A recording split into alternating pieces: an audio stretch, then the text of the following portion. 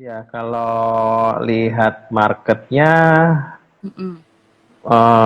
ya sejak GoTo IPO mulai memble ya kalau menurut saya ya. Jujur Oh aja sih, gitu. GoTo sejak Mhm mhm. sejak mulai memble gitu. Jadi GoTo sampai sekarang kan turun terus tuh. Jadi memang GoTo kan market cap nomor 3 terus turun-turun ke nomor 4. Jadi seiring dengan market yang besar itu ya ketahan tuh mau lari kayaknya berat marketnya. Ya dari GoTo, terus yang kedua juga market dari luar juga gitu ya. Sentimen Amerika itu kan di tengah ancaman stagflasi ya karena harga harga udah pada naik.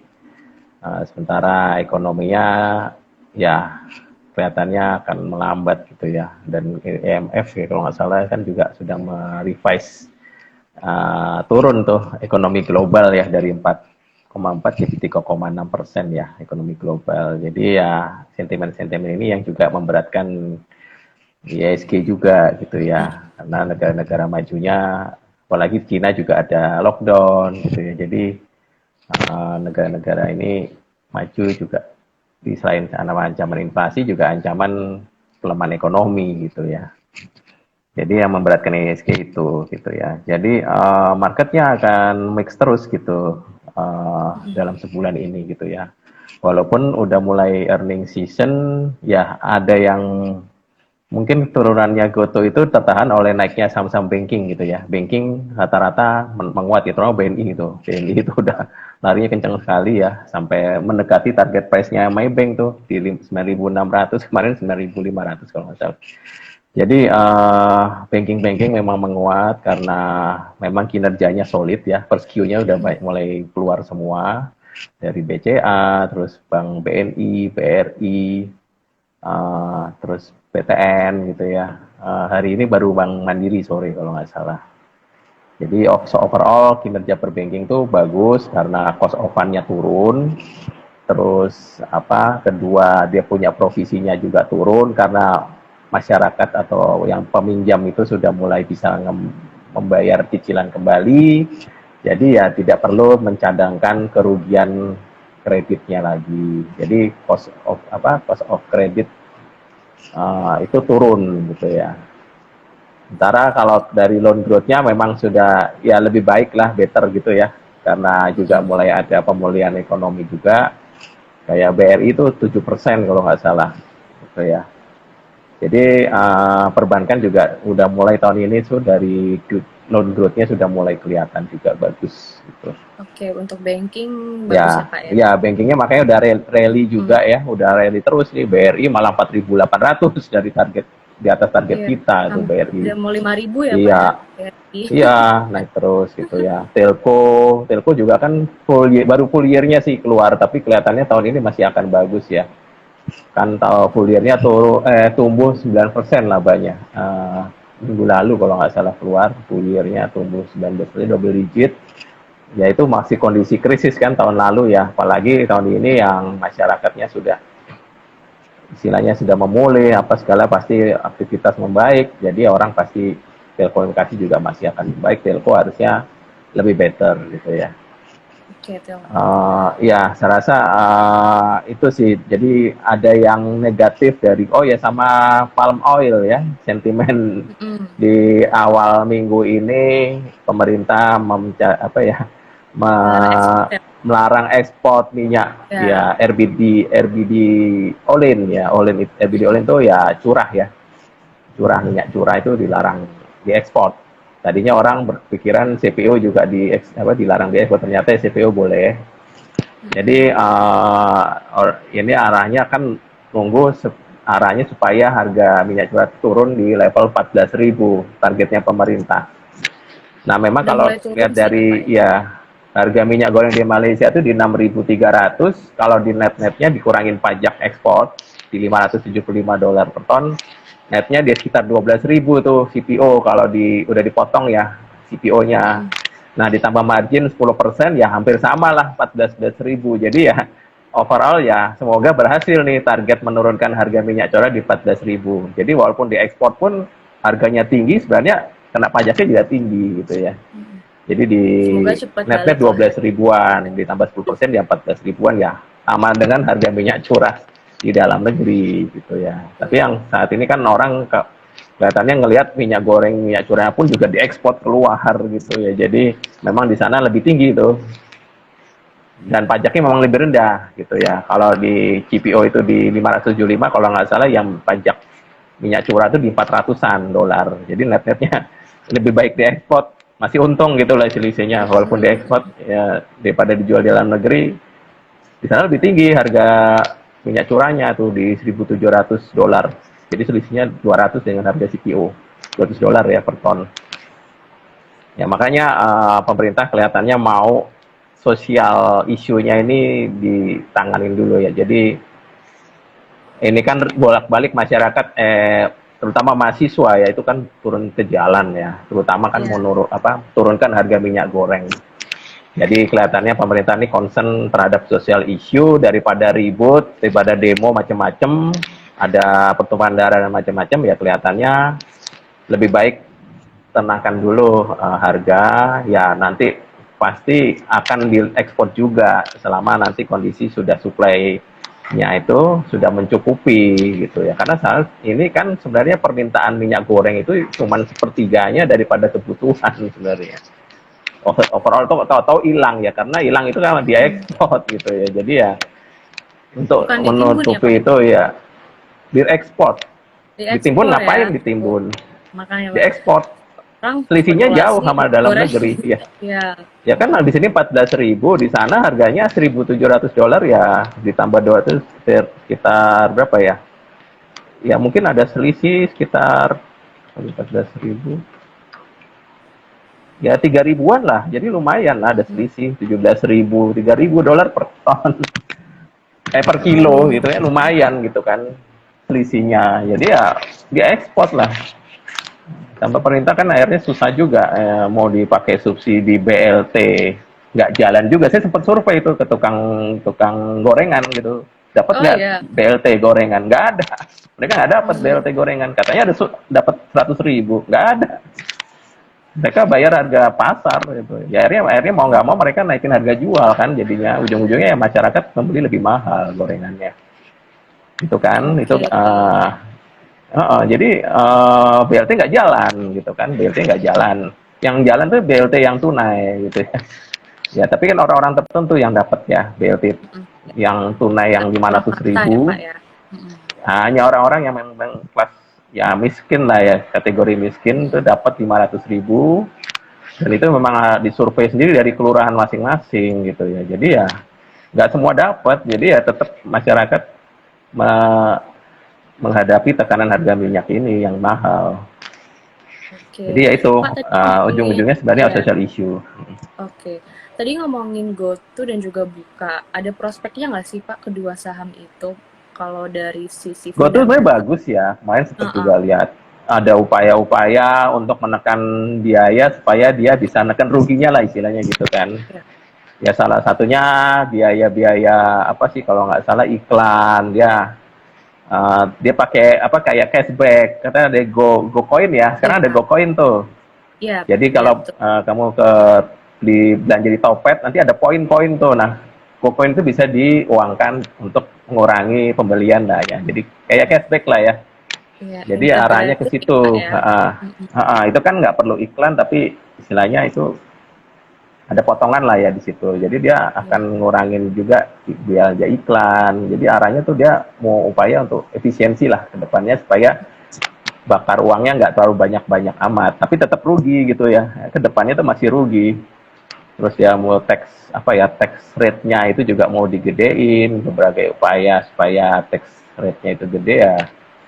Nggak tahu nanti seperti apa gitu ya. Mungkin nanti porsi komisinya jadi digedein tuh.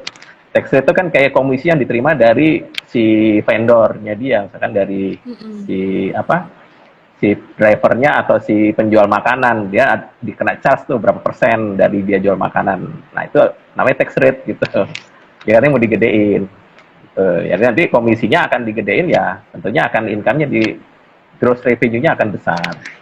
Jadi arahnya ke situ, mau memperkecil kerugian, tapi sebenarnya masih rugi.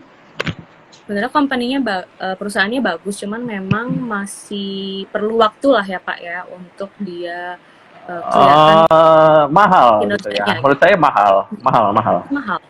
Jadi masih mahal gitu ya. Untuk masuk saya jangan masuk lah sekarang. Ini sekarang Oke. green shoe-nya udah habis. Saya rasa green Hmm, shoe-nya udah habis. Tinggal 1% kemarin yang hari Senin gitu ya. Jadi fasilitas green shoe itu untuk seperti kayak menstabilkan harga itu tinggal 1% yang oke, berarti setelah itu dialokasikan. Habis oke, kayaknya udah hari ini habis mungkin ya. ada habis kayaknya. Makanya turunnya Hmm, dalam hari ini. iya, Besok iya. tinggal besok lagi. Kan deadline Ginsu itu sampai tanggal 11 Mei. Dan sebenarnya kan dipotong lebaran ya tinggal berapa hari lagi nih. Ya udah habis sih, rasa udah Iya, Ginsunya udah iya. habis. Udah Sekarang habis, udah di nah bawah makanya turun 300 terus ya. Iya, gotonya. harganya udah di Sekarang bawah masih mahal, 300. goto 300 itu 200 aja masih mahal.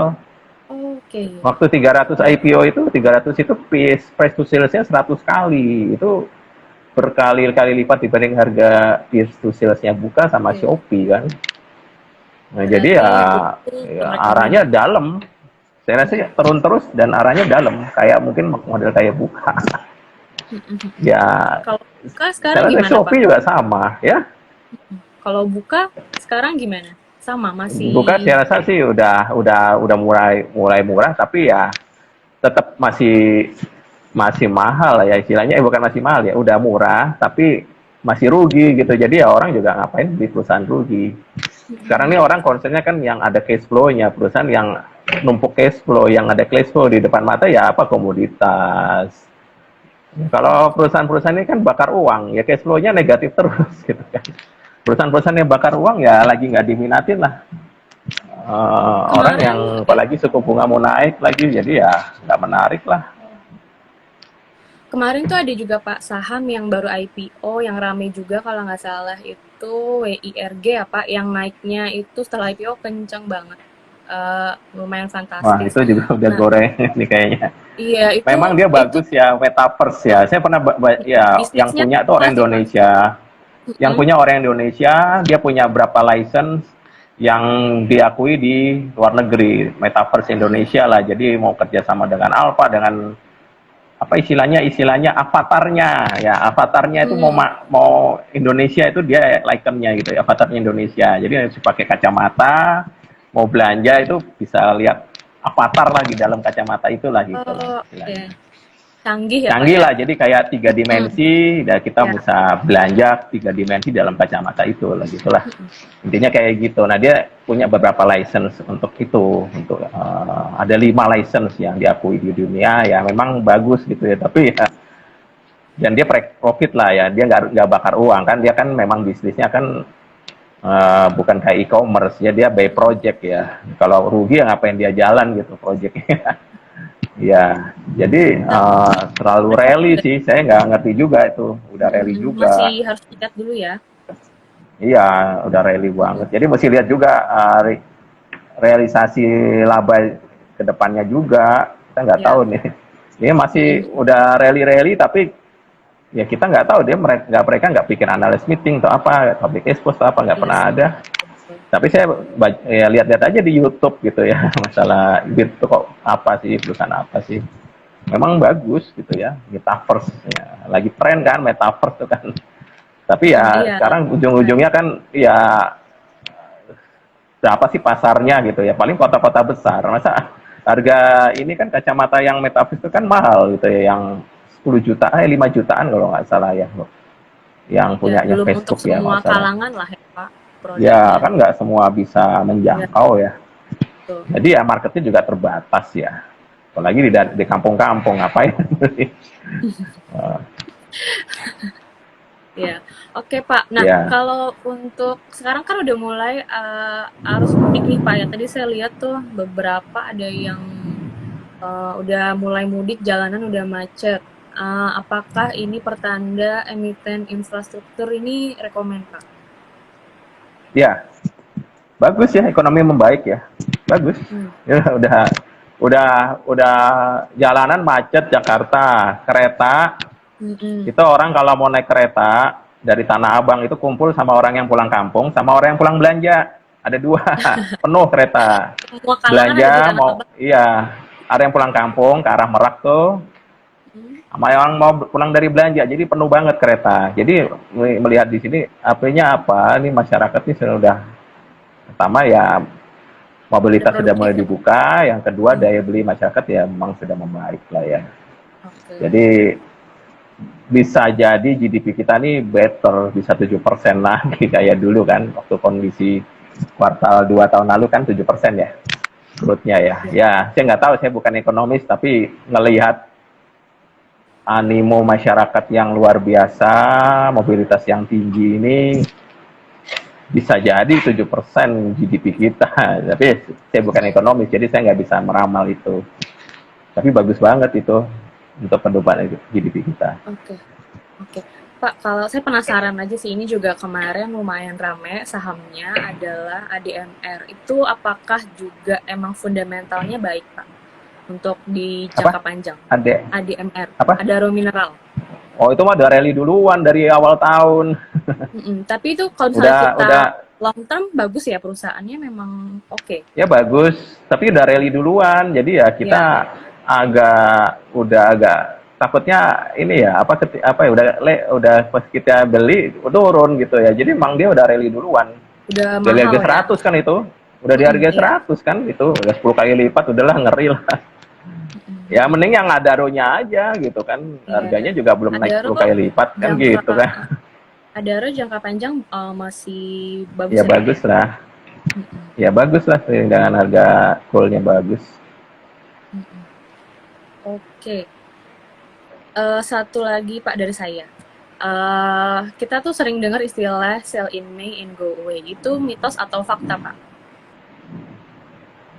Itu sih mau ini ya lebih ke arah apa ya, historical momentumnya aja sih ya. Memang dalam 10 tahun kejadian, 10 tahun kejadian, 5 tahun pernah indeks itu minus di bulan Mei gitu ya. Ya, minus di bulan Mei gitu ya. Tapi ada yang minusnya dalam, ada yang minusnya cuma 0,%. Jadi ya gimana ya dianggap itu benar atau enggak, saya enggak. Tapi ya sebenarnya kalaupun minus, sebenarnya momentum untuk Biasanya beli karena lagi gitu kan. Ya, oh, bener beli lagi. Tapi kalau bener nggak tahu juga, dalam 10 tahun nggak semuanya kejadian itu gitu. Cuman 5 yang kejadian. Jadi saya nggak bilang itu benar atau salah ya. Fakta atau nggak, saya nggak bisa ngomong. Dari 10 oke. yang benar 5 gitu ya. Setengahnya. Itu Iya, gimana? 50-50 ya, Pak ya? 50-50 kan artinya. Heeh, Dari 10 tahun. Nah, 50-50. Kecuali tiap hari, tiap tahun ada minus tiap terus di bulan tahun. Mei. Makanya namanya sell in May, go away. Nggak, belum tentu kan. Nah, tinggal nanti persepsi masyarakat aja, Mei itu seperti apa, gitu Jadi kan. sebenarnya Nah, mungkin setelah udah tergantung kondisi selesai, ya di ya bulan kondisi Mei itu market, gimana. Mm-mm. ya kalau memang Indonesia masih kuat, strong, asingnya masuk terus, masa jualan? Ya nggak tahu, kalau jualannya sih sekedar koreksi sih bagus, masuk lagi gitu ya. Jadi kalau sell in May, jangan go away, buy on weakness, Oke, sell ya in kan? May and buy on weakness ya Pak ya harusnya. Iya, jangan go Tahu away, beli lagi di bawah. Itu kata-kata itu diganti, sell in May, buy on weakness. mantap. Gitu. Ini saya highlight ya Pak ya di judul Iya, IPTV ini ya Pak ya. Sell in May and buy iya, on weakness. iya. Oke Pak, ini udah jam 12 lebih. Kita langsung aja masuk ke view IHSG selanjutnya. Next, gimana sih setelah Lebaran biasanya kecenderungan investor seperti apa? Dan juga mungkin boleh Sepi dikasih ya, iya, rekomendasi saham. sepi. Saat Lebaran sepi sih. Ini Sepi kan ya biasanya. momentumnya memang sudah, ya sudah LK kan besok yang deadline ya. Mm-mm. Nah, habis itu kan libur 10 hari nih. 10 hari kecenderungannya sih masih sepi tuh, seminggu 2 minggu masyarakatnya masih, apalagi Pak Jokowi tuh ngasih PNS tambahan cuti tuh. Jadi di luar cuti yang Oh, khusus PNS. pemerintah kasih tambahan cuti. Ya PNS Oh, kan oke, pemerintah, ya. pemerintah. Tapi kalau swasta ya ambil cutinya sendiri gitu.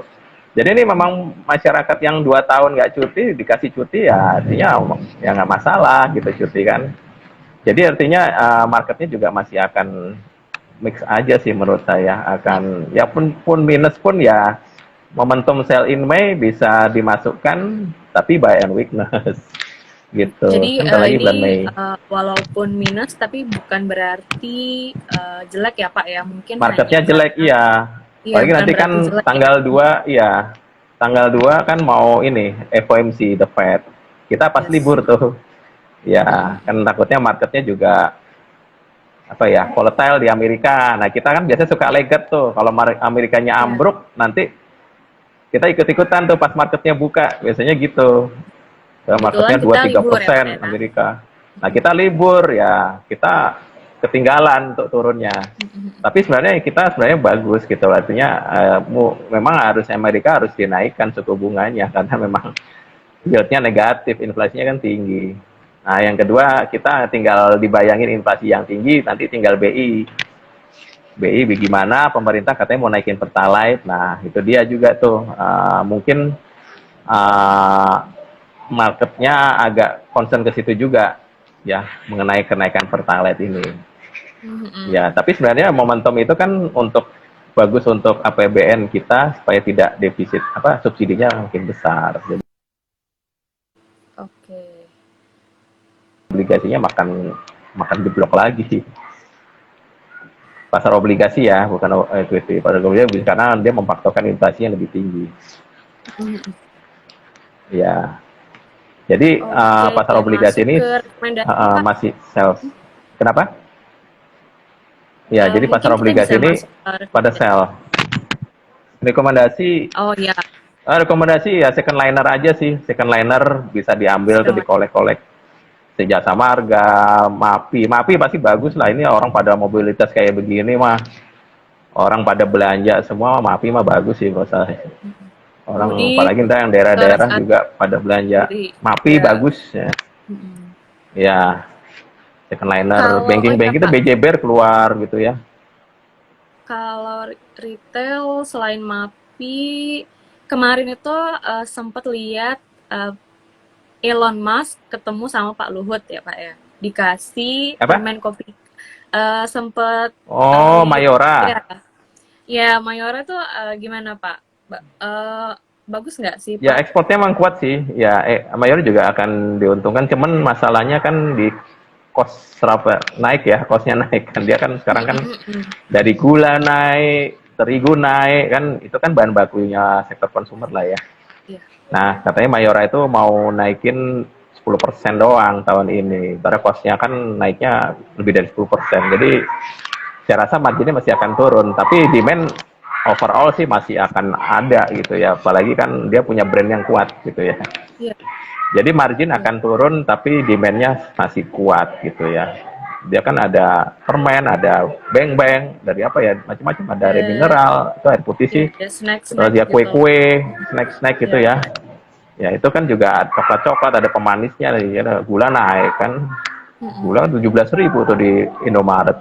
Udah naiknya biasa 10.000 sekarang 17.000 di Indomaret, luar biasa naiknya kan.